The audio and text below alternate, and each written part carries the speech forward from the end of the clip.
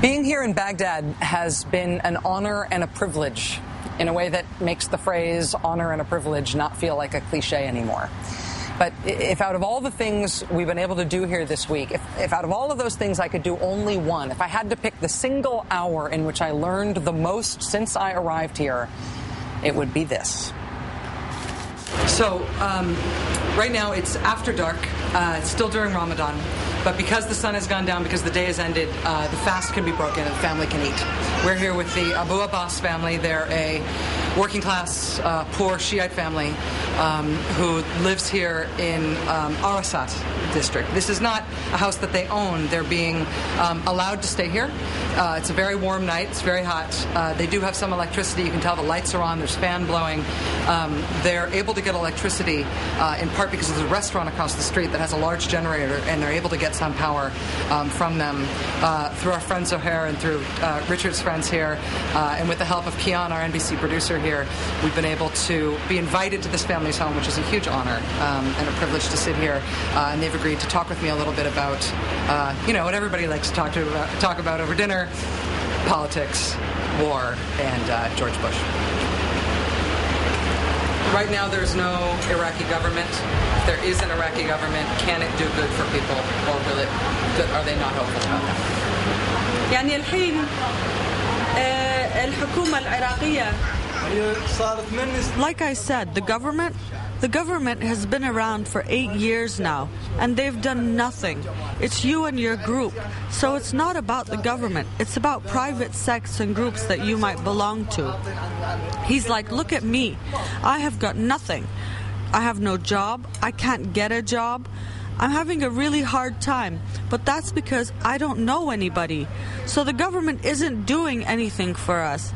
The people who know the groups and sects, they're all right. But the government should be here for people like us, and they're not. As a 21-year-old man, as a young man, with all of the violence in Iraq and in Baghdad over the past few years, has he felt pressure from the violent groups in any direction, or you get involved in anything like that, severe pressure?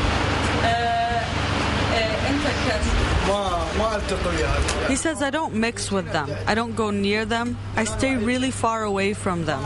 I've been threatened twice. They've come after me. They've come after my family. But I just keep trying my best to stay away from anyone who might want to. Because I'm my parents' only son. And I just can't get into that. He's just saying that Iraq is a country of so many blessings. It's a great country and we have so much. But these people, this government, has come in and taken over and it's just destroyed us. The only reason we have 5 watts of power is because of the restaurant across the street. God bless them for giving us 5 watts of power. Otherwise we would have nothing. We would be boiling. We wouldn't be able to sit here. We would be boiling, and I'm just working. I am an employee, and I'm working, and this is how I live right now. This is how I'm living as an employee in this country right now. This is how I'm living. This government has done nothing to help us. Nothing to give us any electricity. Really, if it wasn't for this restaurant, I would have nothing. But thankfully, they're giving us something. Generators can't even survive this heat. Generators, if you bring one, it just breaks. And I have this entire family that I have to keep alive. Iraq has had 30 years of war and sanctions. War and sanctions and war and sanctions and war and sanctions.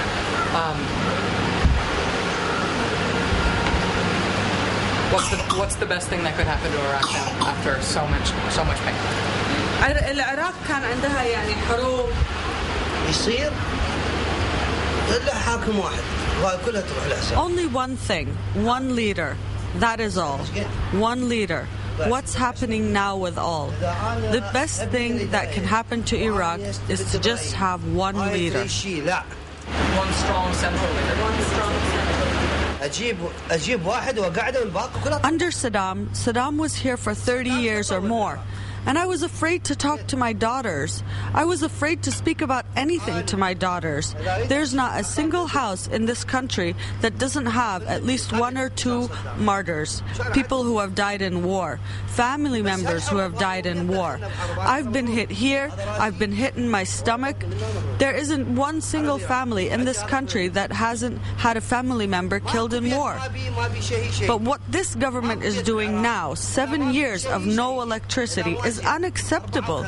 It's just ridiculous. How can we live for 7 years without electricity? No one likes or misses Saddam. No one I've spoken to, at least, nor anyone I've heard about. Everybody is glad that Saddam is gone. And everyone remembers that under Saddam there was electricity, at least here in Baghdad. A violent autocracy is a constant crime against its subjects. But freedom itself is not life. And life here, in many ways, is awful. Basic services, safety, opportunity, corruption. It's awful. Now, life in a lot of places is awful, but as Americans, this is our awful. This is us now because of what America did here. What happens next here comes down on them, on their kids, but it is also on our conscience. And to an extent we will long fight about, it is our responsibility because of America's war here. That does it for us tonight from Baghdad. Thanks, and good night.